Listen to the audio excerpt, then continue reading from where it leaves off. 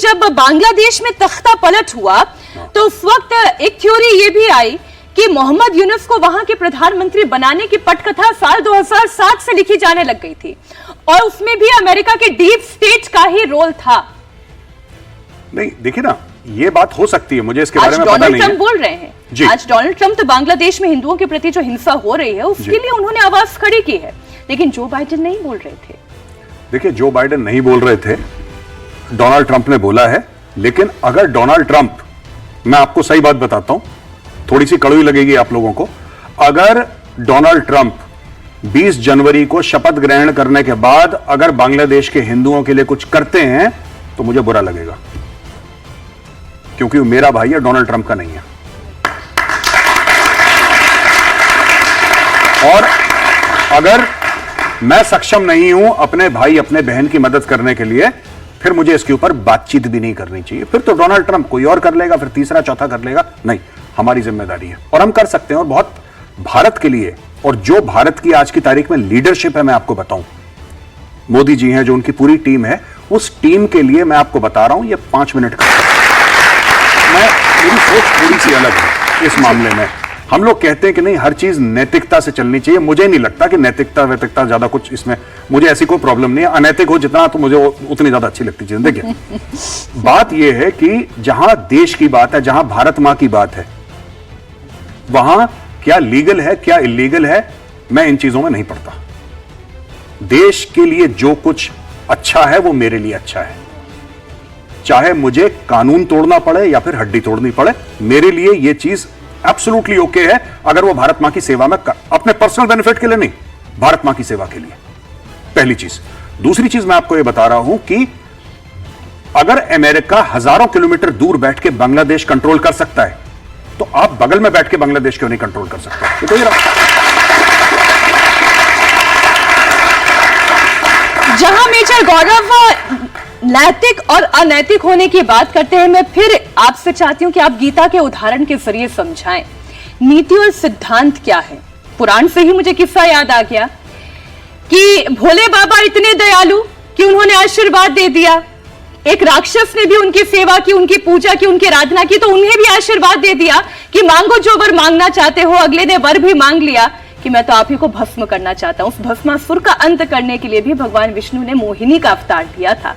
अब आप इसे नीति कहेंगे, सिद्धांत कहेंगे, नैतिक कहेंगे, अनैतिक कहेंगे, लेकिन प्रसंग तो एक ये भी है। देखिए, यही तो भगवान कृष्ण ने किया। मजे की बात है, युद्ध का मैदान है, उस युद्ध के मैदान में लड़ना तो युद्ध है, लेकिन बात जीवन की हो रही है, बात योग की हो रही है, बात धर्म की हो रही है, और यहां तक की बात वहां खाने पीने तक की हो रही है। युक्ताहार विहारस्य युक्त चेष्टस्य कर्मसु की हो रही है। युक्ता माने बैलेंस, इतना है कि मेरा बैलेंस कितना है, बल्कि मैं बैलेंस्ड कितना हूं, यह भी बात हो रही है उसमें। लेकिन इसके साथ साथ युद्ध लड़ते लड़ते जब जब ऐसा लगा कि यहां पर अब नीति के साथ साथ नियति बदलने जा रही है, तो कौन सी नीति लानी है अपने धर्म को बचाने के लिए, अपने राष्ट्र को बचाने के लिए, तो भगवान कृष्ण ने उसको भी किया, उसको किया और करके उसको भी नीति का ही सहारा दिया। नहीं तो अश्वत्थामा, आप देखो ना कि जब बात आती है, वो उस समय भगवान कृष्ण कैसे, जब शंख बजता है जोर से ताकि वो सुनने में ना आए, नरो वा कुंजरो वा, अश्वत्थामा हतो नरो व कुंजरो वा, मतलब अश्वत्थामा मारा गया, ये बात पता भी ना लगे, और उस समय शंख बज गए, और नरो बोले नर था कि कुंजर था, ये नहीं बताने की बात। ये नीति है, ताकि युद्ध भी लड़ना है, युद्ध को जीतना भी है, लेकिन सत्य को भी कायम करना है, धर्म को भी कायम करना है। लेकिन कई बार जब धर्म पे बहुत ऐसी आंच आने लगने लगे कि धर्म गया, तो सच मानिए उस समय आपको ऐसे कारण करने पड़ते हैं जिससे उस युद्ध को जीतने के लिए, क्योंकि अब धर्म को बचाने की बात आ गई है। जब धर्म को बचाने की बात आ जाए तो कहते हैं वो हिंसा भी हिंसा नहीं है, वो हिंसा भी हिंसा नहीं है, लेकिन वो अंतिम है। पहले सारे पड़ाव भगवान कृष्ण ने किए और करने चाहिए, ये नीति है। लेकिन नियति अगर बदलने जा रही है, उस नियति को भी नीति के साथ लेकर चलने के लिए उन्होंने क्या किया, उन्होंने वही किया जो उस समय की मांग थी। राष्ट्र को भी बचाया, धर्म को भी बचाया और साथ साथ सत्य को भी बचाया। यदि आप शास्त्र ध्यान से पढ़े आपको लगेगा right, this was needed and this is the answer here, this is the truth that we have to take action.